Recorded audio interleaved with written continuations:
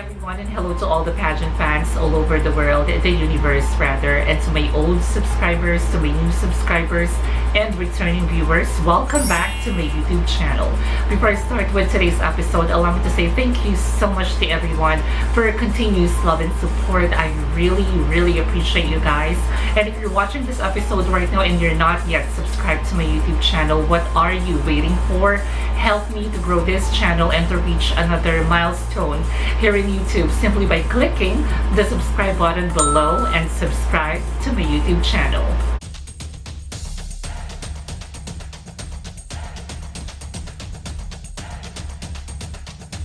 In today's episode here in my channel, allow me to share with you guys who do I think can be possibly part of this year's semi-finals.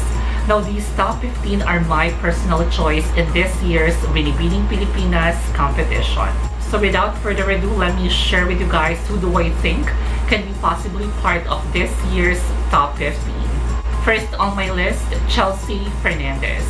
I consider Chelsea Fernandez as an early frontrunner in this year's competition, and she was also predicted by many pageant fans to win any of the crowns in this year's competition. What I like about Chelsea Fernandez is that she's a total package for me.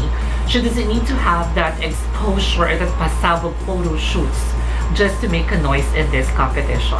Because her experience back in Miss Earth Philippines plus her overall caliber or performance can actually speak on its own. I am confident to say that this Binibini will have the chance or opportunity to represent the Philippines in an international stage. Next on my list, Nicole Budol. She is the real pasabog queen in this year's competition because she's always glam ready. And thanks to her team for being consistent, especially when it comes to her styling. What I like about Nicole Budol is that she knows her battle pretty well.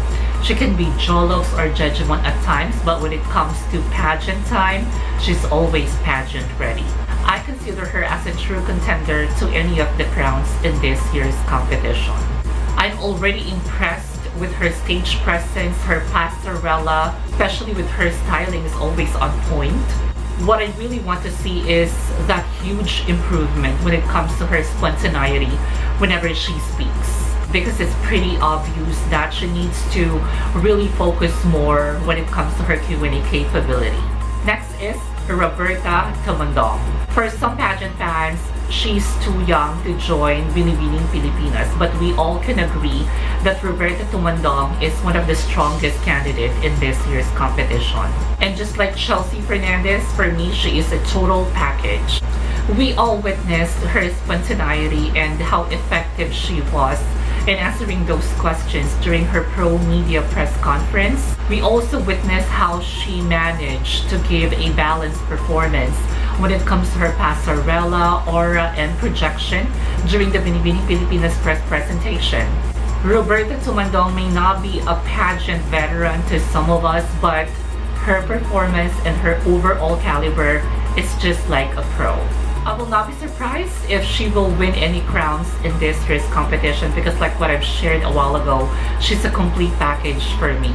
If ever we are going to send her to compete internationally, for sure, hindi tayo mapapahiya with her overall caliber. Next is Diana Magnus. Aside from fame and her camp sisters is always showing support with her pageant journey in Binibining Pilipinas, I guess what she can also offer is her divine beauty.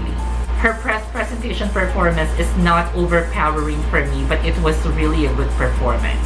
And being part of the semi-finals will not be impossible for Diana Maki. Next is Yellowman. She's still my sentimental queen and really deserving to win any of the crowns in this year's competition. I can also say that she's at the best version of herself compared to her last stint in Binibining Pilipinas 2021. I have high hopes that Yellowman can manage to secure a crown in this year's competition, even though the competition is really tough. Yellowman needs to use her advantage this time, and that is her experience being part of the semi-finals back in 2021, plus her overall preparation for this pageant. What I like about Yellowman is her overall caliber as a Binibini, because she has that potential. Yellowman has the body, she has the beauty, Plus, she can definitely speak well and express herself effectively. Next is Ana Valencia. I so love this binibini because of her beauty and her elegance. Her press presentation when it comes to passerella may be that simple, but it has an impact for me because she has that stage presence plus her commanding type of beauty. Ana Valencia may not be a pageant veteran like any other binibinis, but I believe with her potential. Because I always believe that sometimes it takes an experience to win a crown, but most of the time it's all about destiny.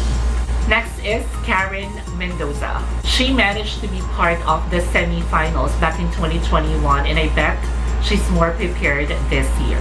However, this year's competition may be challenging for her comeback since this batch has a lot of strong candidates. Looking back with her overall performance back in Binibini Pilipinas 2021, I have to say that her downfall was her Q&A performance, as she obviously struggled to deliver her answer, and I hope it will never happen again. Next on my list, Elda Aznar. I started to like this Binibini after her press presentation performance because she really displayed an impeccable performance for me. She's a former Miss Earth Philippines candidate, and I'm just so happy to see such a huge improvement compared to her last competition. Next is Nicole Borveo. Her press presentation performance was very plain and simple, and I know that there's something that she can still offer. She is Bisaya after all. As we all know, palaban ang mga Bisaya. Next is Christina Piazza. I started to like this binibini after I watched her press presentation performance. I love her commanding walk and her stage presence, and she definitely knows how to steal a show. Indeed, it was a remarkable performance from Christina Piazza. So it's not impossible for this binibini to be part of the semi-finals. Next is Kia Moreno. I'm including Kia Moreno as part of my top 15 because I've noticed really an improvement when it comes to her overall performance, when it comes to her passerella and her overall representation as a candidate. I just want to share with you guys that back in Miss Universe Philippines 2020, she was very reserved. Kulang ng attitude, especially with her walk. So it's really good to see a huge improvement with her overall performance, especially during the press presentation. This year's competition can really be tough. So if Kia Moreno wants to secure a placement in the semi-finals or to win any of the crowns in this year's competition, she needs to double the effort and be consistent. Next is Fatima Pistan, another Miss Earth Philippines alumna. Putting her as part of my top 15 because her press presentation performance made a huge impact on me. She was a runner-up back in Miss Earth Philippines 2021. She already proved herself in a national pageant, but this year is another battle for her to prove herself.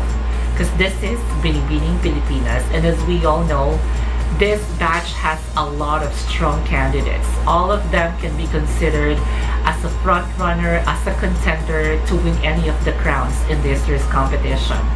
So if Fatima wants to win any of the crowns in this year's competition, just like Kia Moreno, she needs to double the effort and she really needs to prove herself that she is deserving not just for a runner-up placement, but for a crown in this year's competition.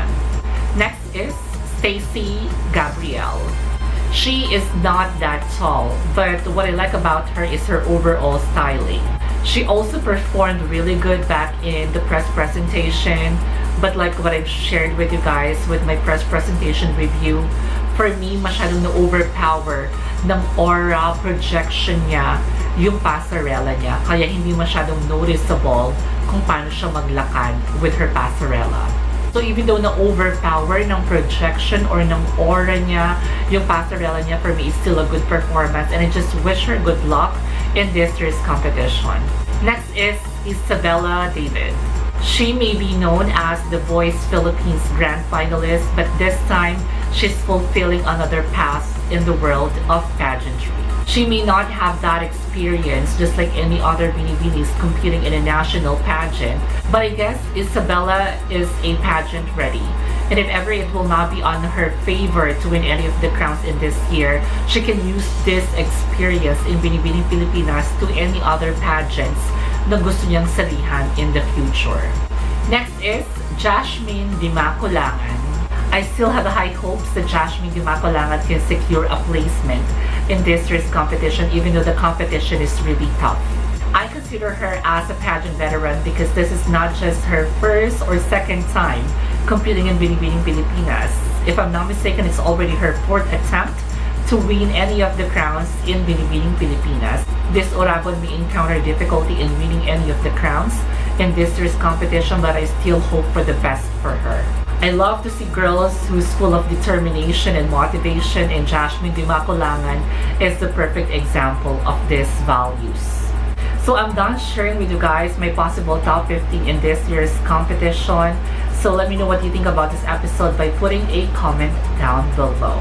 I'll also be doing an episode for the rightful owners of these crowns in Binibining Pilipinas, so you better watch out for it.